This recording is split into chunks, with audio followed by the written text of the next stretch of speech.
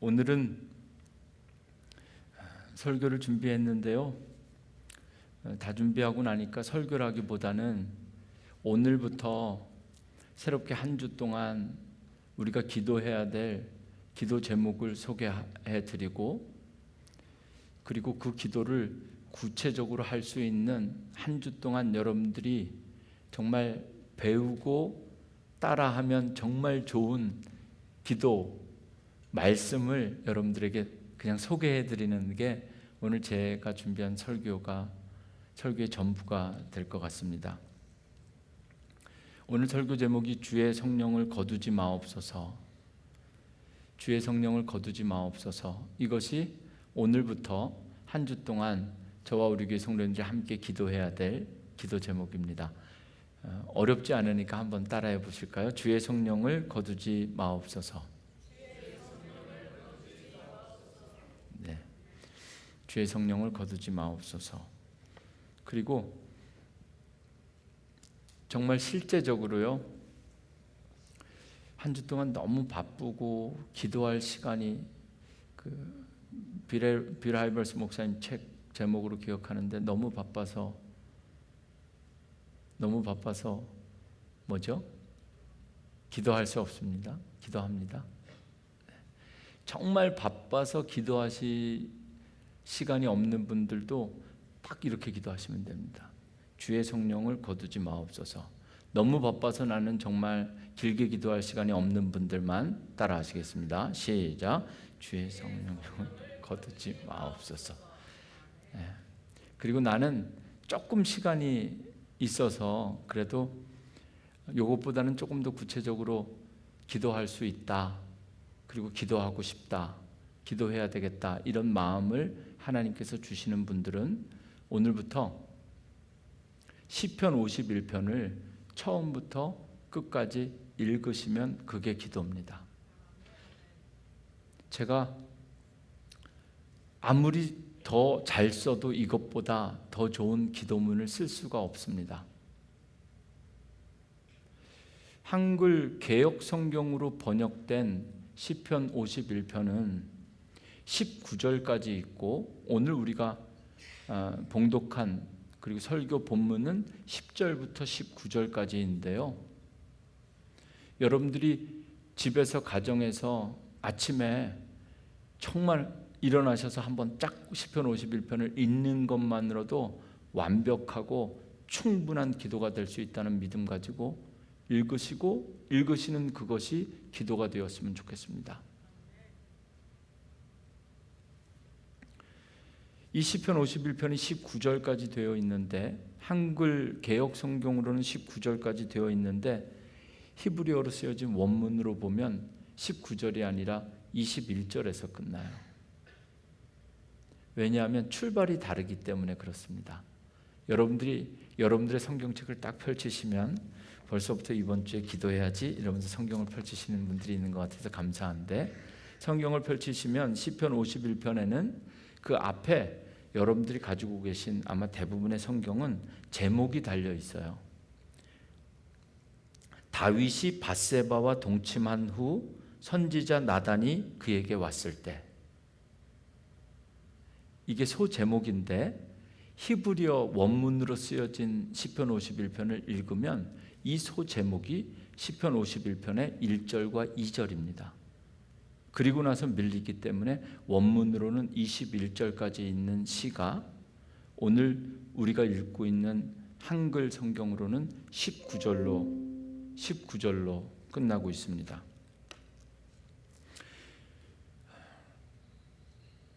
오늘 설교 본문으로는 10절부터 19절까지 읽었지만 1절부터 19절까지 있는 시편 51편을 여러분들이, 제가 따로 설명을 할 내용이 없어요. 그대로 읽으시면 돼요. 그리고 내용도 너무 좋지만 그 기도의 구성과 구조도 너무 좋습니다. 오늘 갑자기 말씀 준비할 때는 그런 생각만 했는데, 일부 예배 때 설교를 하고 나면 늘 한 번 똑같은 설교를 하기 때문에 설교를 하고 난 다음에 저 혼자 이렇게 리플렉션이 돼요. 이런 부분 저런 부분 2부 예배 때는 그래서 또 다시 앉아서 원고문을 한번 수정하고 교회로 출발하는데요. 그 가운데 이런 기도하는 마음을 주셨는데, 여러분, 우리가 마음의 평안이 깨어지고 마음이 불안할 때 그 원인이 무엇일까요?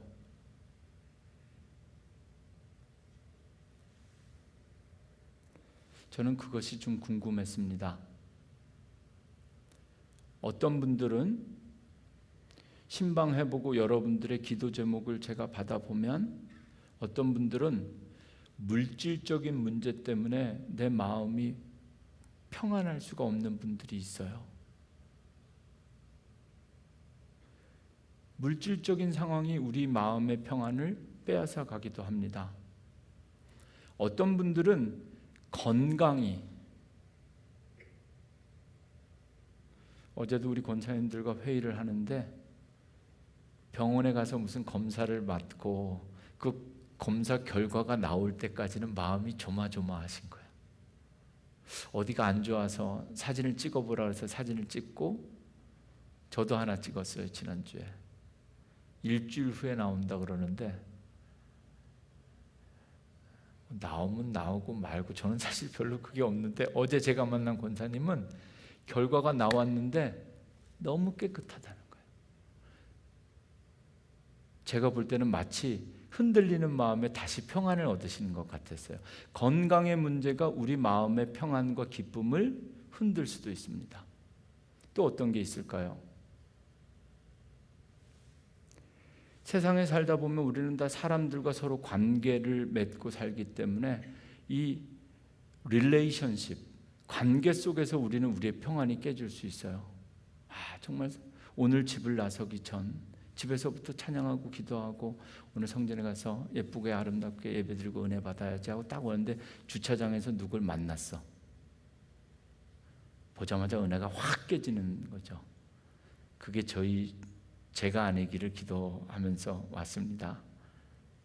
관계가 교회 밖에서뿐만 아니라 교회 안에서도 누군가 때문에, 그나마 아주 작은 교회에서는 그것 때문에 교회를 바꾸기도 하는 분들이 있고, 또 큰 교회에서도 그냥 서로 안 보고 말지 뭐 하면서 마음의 평안이 참 평화로운 것 같은데 작은 말 한마디와 작은 표정, 뒤에서 누군가 수군거리는 것, 정말 그런지 아닌지도 모르지만 그런 느낌 때문에도 우리의 마음은 깨어지게 돼요.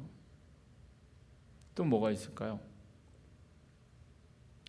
어떻게 보면 수만 가지 이유들이 우리 마음의 평안을, 지난 한 주 동안 여러분들의 삶을 돌아보시고 앞으로 또 한 주 동안의 삶을 생각해 보면, 아무도 안 만나고 그러면 나 혼자 골방에서 딱 집에서 격리되어져 있으면, 그러면 내가 마음의 평안이 있을까요? 더 두려운 분들이 있을걸요. 갇힌 것 같고 영혼이 자유롭지 못하기 때문에 누리는 그 마음의 불안함도 있어요. 그런데 성경은 우리 마음의 평안이 깨어지고 마음속에 불안함이 생기는 가장 큰 원인이 뭐라고 이야기하냐면, 물질이나 건강이나 관계나 이런 게 아니라 죄다, 이렇게 이야기합니다.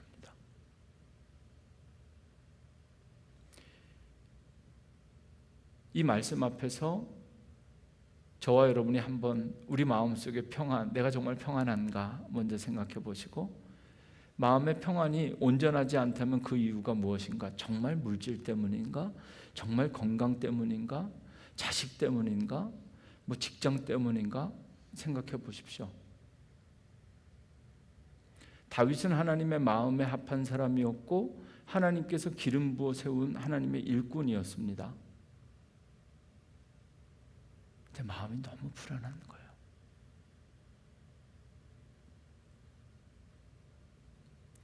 우리가 겉으로는 이렇게 멀쩡한 것 같고 한 주간에 무슨 일이 있었는지 다 감출 수 있는 것 같지만, 우리는 잘 몰라도 하나님은 아시고 여러분 자신은 아시잖아요. 내가 왜 마음이 이렇게 불편한지, 감사한 것은 다윗을 보면서 제가 그런 말씀 자꾸 드리는데, 믿음으로 영적으로 살다가 넘어질 때가 있는데요, 넘어질 때도 방향을 잘 잡고 넘어져야 됩니다. 사울과 다윗이 똑같이 기름 부음 받아서 왕이 되었는데 넘어지는 방향이 달랐어요. 하나님께서는 다윗에게 나단 선지자를 보내서, 오늘 이 시의 배경이 되는 나단 선지자를 보내서 너 그거 우리아의 아내 밧세바와 동침하면서 너 안에 생긴 그 불안함, 너가 왜 마음이 평안하지 않은 줄 알아? 너가 왕이고 세상을 다 가진 것 같고 천천히요 만만히요 너 거기 있는데 평안해? 이 감추어진 다윗 안에 죄의 문제가 늘 다윗을 불안하게 했던 거죠. 믿음으로 살아가는 우리가 정말 마음이 불안하고 마음의 평안이 깨지는 것은 그 무엇보다도 죄의 문제가 가장 중요합니다. 그래서 이 시편 51편을 읽으면 기도할 때 딱 이렇게 세 가지 구조로 되어져 있어요. 오늘 읽지 않은 1절부터 9절까지는 회개입니다. 그리고 10절부터 12절까지 이 3절 말씀은 회복입니다. 갱신, 내가 다시 회복되는 것. 그리고 13절부터 19절까지는 세 가지 서원, 결단입니다.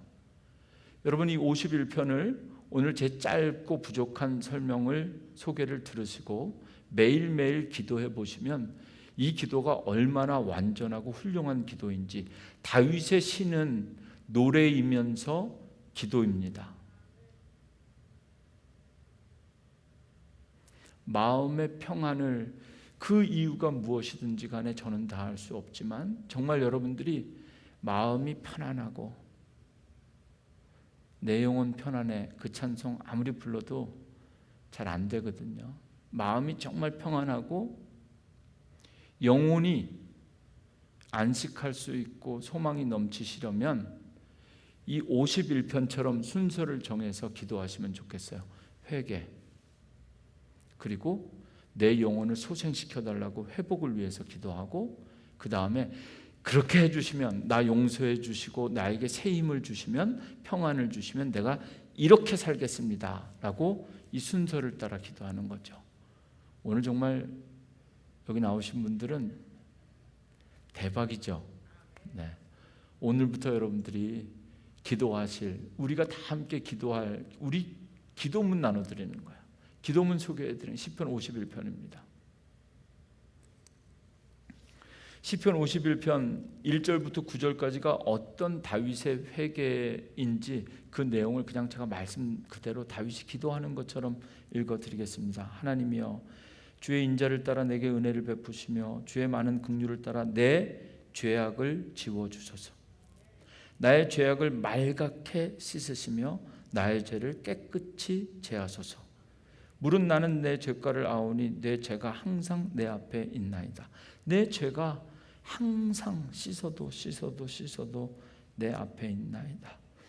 내가 주께만 범죄하여 주의 목전에 악을 행하여 싸우니 주께서 말씀하실 때 의로우시다 하고 주께서 심판하실 때 순전하시다 하리이다.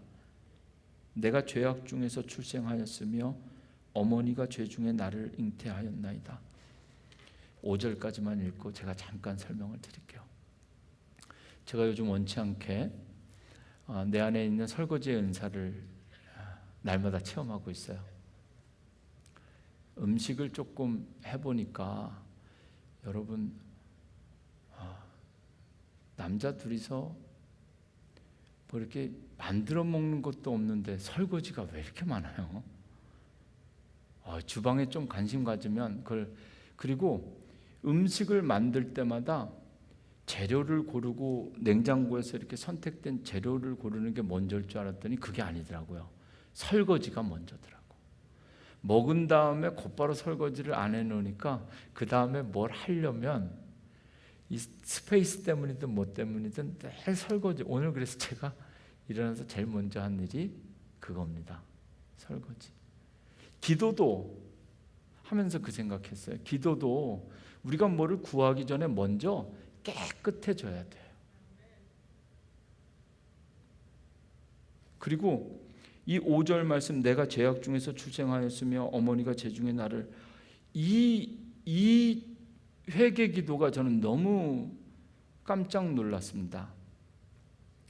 이 시편 51편의 제목이 다윗이 밧세바와 동침하여 죄를 지은 다음에 그것 때문에 하나님의 선지자 나단이 와서 너 그거 죄야, 그러니까 마음이 불편하지, 이러면서 지금 이야기하는데 말이죠. 그래서 그러면 다윗이 그것을 깨닫고 여기 지금까지 내 죄를 말갛게 씻어달라고 지워달라고 하는 것은 그때 있었던 밧세바와 동침한 거 그거 지워달라고 기도해야 될 것 같은데, 다윗은 그 죄 때문에 기도를 시작했는데 기도하다 보니까 자기가 밧세바와 동침할 때 그때부터 내가 죄인이 된 것이 아니라 내가 어머니 태중에 있을 때부터 내가 죄인이었음을 깨닫게 된 겁니다. 우리가 어느 한 케이스의 죄를 가지고 회개하는 것이 중요한 것이 아니라 이번 주 우리가 그렇게 이 말씀을 따라 기도하다 보면 우리가 하나님 앞에서 잘못한 것, 누구에게 용서받아야 될 이런 케이스 바이 케이스 죄뿐만이 아니라 정말 우리가 회개해야 될 것은 나는 태어날 때부터 내가 죄악 중에 출생하였고 어머니가 재중에서 나를 잉태하였다. 이 회개 기도가 딱 터지는 순간 예수 그리스도가 여러분들 삶의 구원자요 구세주로 믿어지게 되는 겁니다.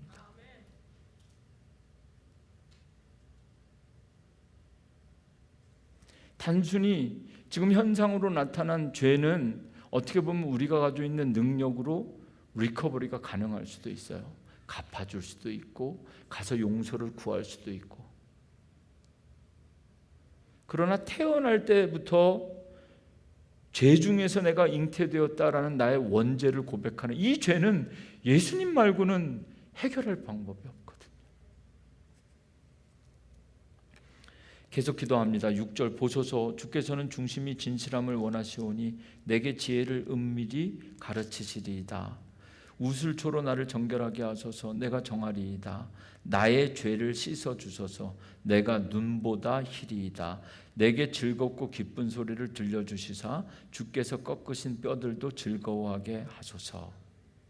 주의 얼굴을 내 죄에서 돌이키시고 내 모든 죄악을 지워주소서. 여기까지는 본인이 지은 죄와 내가 죄 중에 태어난 죄에 대한 회개를 1절부터 9절까지 회개합니다. 다윗은 다윗의 이 말씀을 따라 우리도 기도하면서 회개하면 다윗처럼 우리가 지은 죄가 생각나는 것뿐만 아니라 우리에게 새로운 구원의 가능성이 열리게 될 줄로 믿습니다. 구원이 어디에서부터 시작되는가? repentance, 회개에서부터 시작됩니다. 기도가 어디에서부터 시작되는가? 회개에서부터 시작됩니다. 예배가 어디에서부터 시작됩니까? 요즘 이 열린 예배 형식은 찬양과 웰컴, 환영에서부터 시작되지만 원래 개신교 이 예전 리터지 순서의 신학적으로는 예배는 회개로부터 시작되는 겁니다. 예배와 기도와 구원 모든 것이 다 회개로부터 시작된다. 여러분 시편 51편로 기도하시면서 1절부터 9절까지는 회개라는 것 기억하시면 좋겠고요. 이제 이렇게 회개한 다음에 용서만 구하는 것이 아니라 이제 회복시켜 달라고 하나님 앞에 기도하는 세 가지 기도 제목 소개하겠습니다. 10절입니다. 10절 말씀을 보면서 우리가 함께 좀 다 함께 읽으시면 좋겠는데요. 세 가지 기도 제목이 10절, 11절, 12절 각 절마다 각각의 기도인데요. 10절 다 함께 읽으실까요? 시작. 하나님이여 내 속에 정한 마음을 창조하시고 내 안에 정직한 영을 새롭게 하소서. 내가 지금 회개하오니까 이제 좀 내 안에 깨끗한 마음, 이것은 내가 할 수 있는 게 아니라 하나님께서 처음에 태초에 우리를 인간을 창조하실 때 흙으로 빚으시고 하나님의 성품에 따라 하나님의 영을 불어넣어 주신 것처럼 내 안에 깨끗한 마음을 다시 창조해 달라고 기도하는 겁니다. 그리고 정직한 영을 새롭게 하소서. 제 성경에는 정직한 앞에 풋노트가 달려 있는데요. 여러분들 이 정직한이라는 의미는 오히려 원어적으로는 견고한이라는 의미입니다. 흔들리지 않는. 그래서 이제 내가 회개하오니 내 안에 깨끗한 영을 다시 깨끗한 마음을 창조해 주신 다음에 그 마음이 또 흔들려서 죄짓지 않도록 내 굳건한 마음을, 견고한 마음을, 그것이 바로 정직한 영을 새롭게 해달라는 표현입니다. 10절 말씀, 하나님이여 내 속에 정한 마음을 창조하시고 내 안에 정직한 영을 새롭게 하소서. 좀 긴 것 같고 어려울지 몰라서 제가 사실 이 회복을 위한 첫 번째 기도 10절 말씀을 저는 제 설교문에는 나의 심령을 깨끗게 하시고 마음을 굳게 지켜주소서, 이렇게 저는 기도 제목을, 제가 기도할 기도 제목을 이렇게 적어보았습니다. 일단 여러분들도 이 말씀을 그대로 따라 기도하면서 좀 더 쉬운 표현으로 여러분 스스로 바꿀 수 있으실 것 같아요. 하나님께서 우리를 회복시키시려면 내 안에 깨끗한 마음을 창조해 주시고 다시 흔들리지 않는 견고한 마음을 주님께서 지켜달라고 그렇게 기도해야 될 줄로 믿습니다. 11절 두 번째, 회복을 위한 두 번째 기도입니다. 시작. 나를 주 앞에서 쫓아내지 마시며 주의 성령을 내게서 거두지 마소서. 제발 나를 주 앞에서 쫓아내지 마시고. 여러분, 주 앞에서 쫓아낸다는 게 어떤 의미일까요? 주일날 이렇게 성전에 들어오는 것도 여러분들이 여러분 문 열고 여러분 발로 걸어 들어오는 것 같지만 주님께서 불러주셔서 오신 줄로 믿는다면 성전에 찾아오지 못하는 것도 어쩌면 내가 안 오는 것 같지만 잘못하면 주께서 쫓아내실 수 있다는 거 기억하시면 좋겠어요. 성령에 대해서 주의 성령을 내게서 거두지 마옵소서. 오늘 설교 제목이고 시편 51편 전체 기도할 수 없는 분들은 뭐 회개고 뭐고 다 부족한 분들은 딱 요것만이라도 기도하셔야 된다고 제가 아주 강력하게 레코멘드하는 겁니다. 주의 성령을 거두지 마옵소서. 이것은 오늘 여기서 예배하는 분들, 이미 믿음으로 사시면서 어느 정도 믿음으로 사는 법, 믿음을 가지고 계신 분들에게 드리는 기도 제목이에요.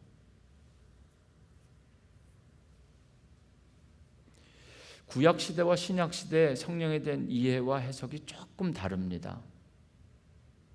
오늘 이 시편은 구약 시대죠. 하나님께서는 성령을 주시기도 하시고 뺏어가시기도 하십니다. 좋은 예가 사울이죠. 성령으로 기름 부어 왕으로 세웠다가 하나님께서 요한계시록의 표현으로 하자면 촛대를 옮겨버리니까 사울의 시대는 끝나고 다윗을 새롭게 기름 부어서 왕으로 세우시죠. 이게 성령의 사람들이 넘어질 때 잘 넘어져야 된다는 말씀이 무슨 말씀이냐면, 구약 성경에 이렇게 여러 가지 성령의 역사를 보면 하나님께서 성령을 거두어 가실 때 여러분들이 성령의 은혜대로 이렇게 살다가 성령을 딱 거두어 가실 때 마치 여러분들의 자동차나 집이나 자식이나 건강을 잃어버리는 것처럼 확 거두어 가시면 우리는 아마 금방 영적으로 이것을 인식하고 뭔가 something wrong, 잘못됐구나, 내가 기도 다시 하고 다시 해야 되겠구나, 이렇게 할 거예요. 근데 이 성령을 하나님께서 거두어 가실 때 말이죠, 그 현상이 잘 나타나지가 않습니다. 사울도 그걸 몰랐어요. 왜냐하면 성령을 거두어 가시는 그 순간 왕의 자리에서 딱 쳐버렸으면 대번 깨달았을 텐데 still 사울은 왕이었거든요. 다윗도 그렇죠. 밧세바와 동침한 죄를 저질렀는데 여전히 왕입니다. 천하를 호령할 수 있는. 왜 그럴까요? 하나님께서 새로운 성령을 부어주시지는 않는데 이미 주신 성령의 은혜를 누리는 것뿐이에요. 그래서 다윗은 이것을 깨닫고 나서 주의 성령을 거두지 말아달라고 기도하는 겁니다. 그런데 신약시대에 와서 예수님께서 신약시대에 와서 구약시대와는 달리 부활하실 때 내가 이제 하늘나라로 아버지께로 가면 내가 너희에게 보혜사 성령을 보내줄 텐데 영원토록 너희와 함께 하겠다, 이렇게 말씀하셨어요. 그래서 신약에서의 이해는 성령은 다시 줬다 빼어서 가는 그런 개념이 아닙니다. 요한복음 14장 16절, 내가 아버지께 구하겠으니 그가 또 다른 보혜사를 너희에게 주사 영원토록 너희와 함께 있게 하리라. 그런데요, 에베소서 4장 30절 바울 서신을 보면 하나님의 성령을 근심하게 하지 말라, 그 안에서 너희가 구원의 날까지 인치심을 받았느니라. 어쩌면 다윗의 시를 따라 우리가 주의 성령을 거두지 마소서 이렇게 기도하지만 실제로 그 의미는 부활하신 주님께서 우리에게 한 번 주신 성령은 다시 빼앗아가는 게 아니라 영원히 성령께서 우리와 함께 하시는데, 문제는 내 안에 계신 성령이 내 죄 때문에 근심하고 있다는 사실입니다. 그리고 그냥 성령님과 동행하는 삶, 성령님의 임재를 경험하는 삶이 아니라 성령님과 동행하는 삶은 반드시 충만한 삶이어야 돼요. 이미 주신 성령님의 은혜가 있고 날마다 새롭게 부어주시는 성령님의 은혜, 내가 처음 예수 믿을 때 세례 받을 때 주셨던 첫사랑의 은혜뿐만 아니라 날마다 성전에 나와서 주일마다 예배 드릴 때마다 새롭게 부어주시는 은혜로 인하여 우리가 충만함을 경험하게 되는 겁니다. 나를 주 앞에서 쫓아내지 마시며 주의 성령을 내게서 거두지 마옵소서.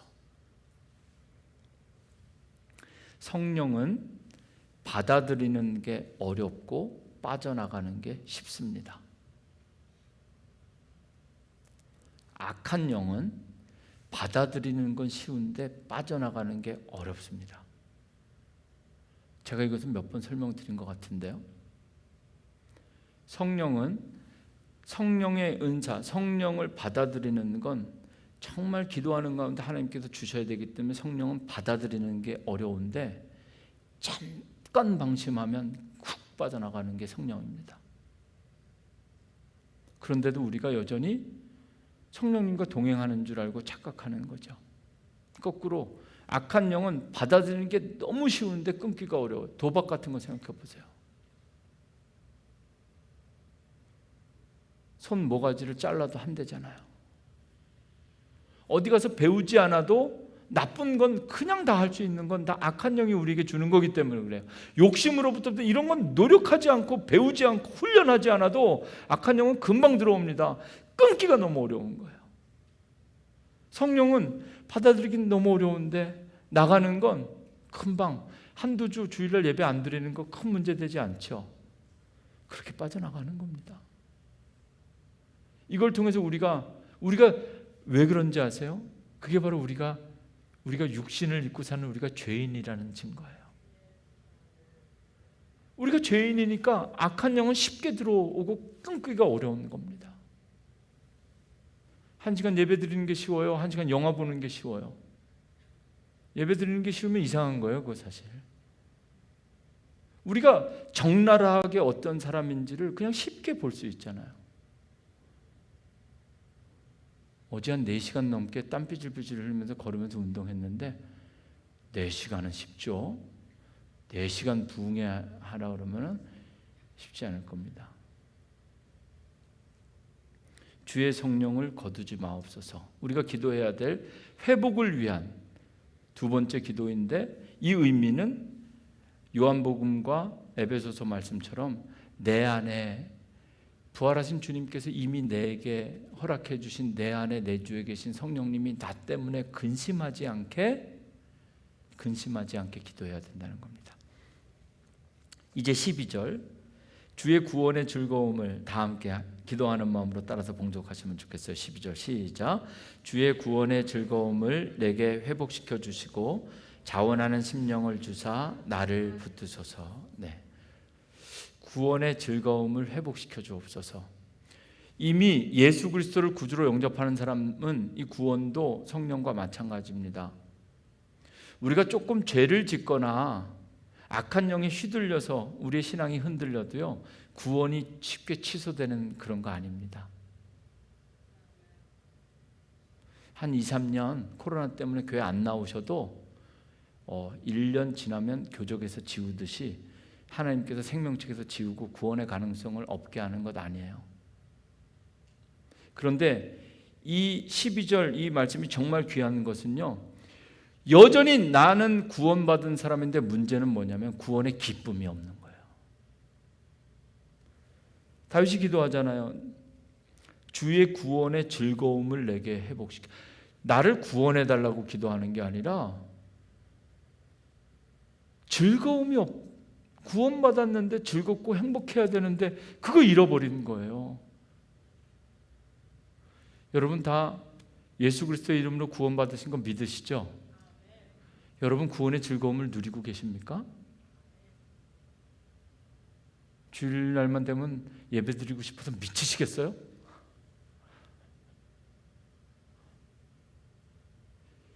구원에 있어서 구원받았다는 확신과 확증만큼 중요한 것이 내가 구원받았다는 것 때문에 내가 지금 즐겁고 행복한가? 구원의 즐거움이 있는가?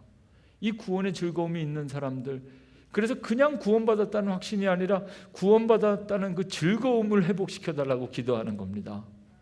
그리고 그 즐거움을 회복시켜 주시고 또 하나 자원하는 심령을 주사 나를 붙들어 주소서. 이 자원하는 심령에 대해서 여러분 다시 한번 정리합니다. 이제 한 주 동안 이 말씀 가지고 기도할 때 첫 번째는 뭐죠? 회개. 두 번째는 회복. 마지막은 이제 13절부터 19절까지 세 가지 하나님 앞에 서원하는 거예요.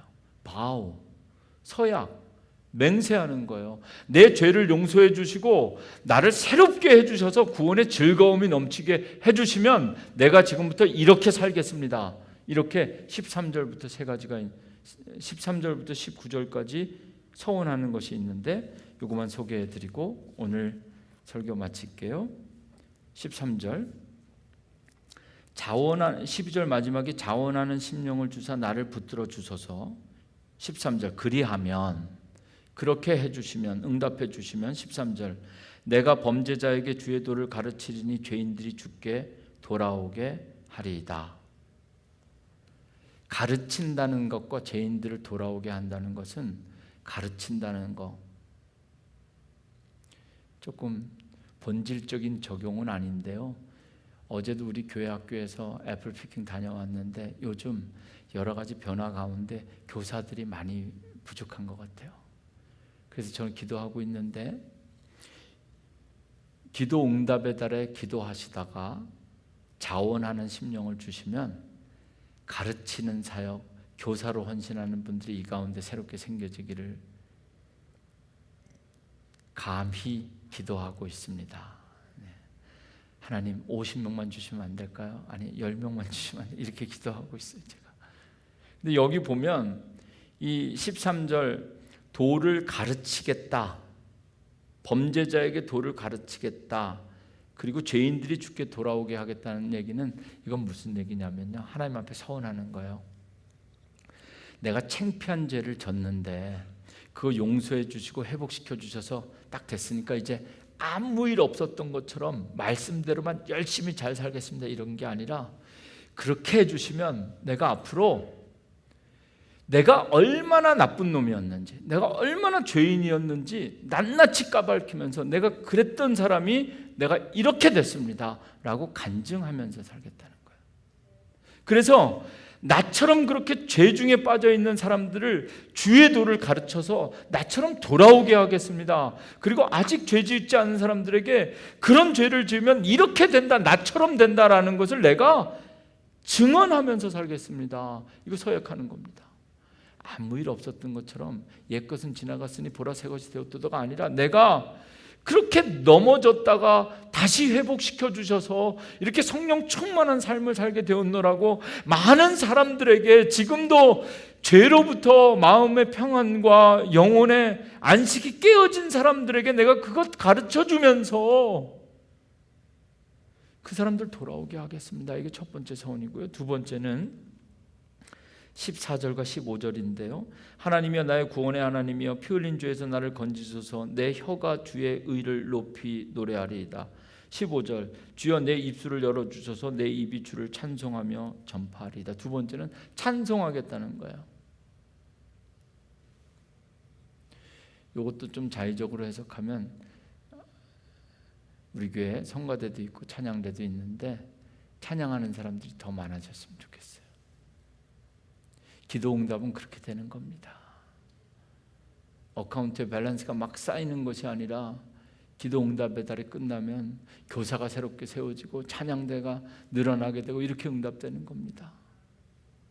여기 2절 말씀 우리가 읽었는데요, 14절과 15절 보면 다윗은 우리가 소리낼 수 있는 신체 기관의 모든 조직을 동원해서 내 혀가 주의 의를 높이고 내가 입술을 열어 주소서, 내 입이 주를 혀와 입술과 입을 가지고 내가 주님을 찬양하겠다는 거예요. 성가대가 늘었으면 좋겠다는 건 광고고요. 이 말씀의 두 번째 다윗이 서약하는 건 뭐냐면 이제 내가 나 자랑하지 않고 주님만 찬양하면서 찬양한다는 것은 자랑하겠다는 겁니다. 내가 주님만 자랑하면서 살겠습니다. 주님의 몸된 교회만 자랑하면서 살겠습니다. 주의 성도들만 내가 칭찬하면서 내가 그렇게 살겠습니다. 더 이상 불평하고 시기하고 그렇게 하는 것이 아니라 그렇게 내용은 소생시켜 주시면 내가 이제부터는 찬양만 하겠습니다. 자랑만 하겠습니다.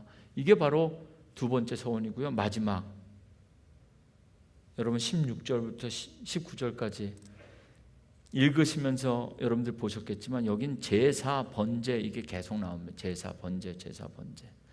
하나님께서 구하시는 제사, 상한 심령, 통회하는 마음 18절 그리고 19절 의로운 제사와 번제. 다윗이 이 마지막 다윗이 하나님 앞에 서약하는 것은 뭐냐면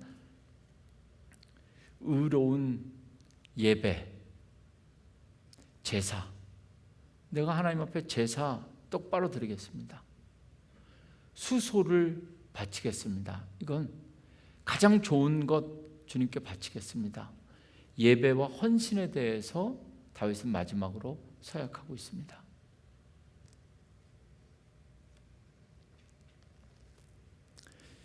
오늘 말씀, 오늘부터 우리가 한 주 동안 기도해야 될 시편 51편을 쭉 그 내용과 구성을 쭉 한번 간단하게 설명해 드렸는데요. 이 기도를 가지고 우리가 기도를 배우고 훈련하면서 앞으로 시편 51편이 없어도 늘 기도할 때마다 회개와 회복과 새로운 결단, 깨끗하게 씻어주시고 성령을 거두지 마시고 나를 새롭게 창조해 달라고 기도하시고 그렇게 해주시면 내가 내게 주신 은혜 간증하며 살겠습니다. 주의 이름을 찬양하며 살겠습니다. 그리고 정말 온전하게 제사 드리고 번제 드리고 그렇게 헌신하면서 자원하는 심령을 주시면 내가 그렇게 살겠습니다. 이렇게 기도하고 다윗처럼 응답받는 하나님의 자녀들이 되기를 주님의 이름으로 축원합니다. 아멘.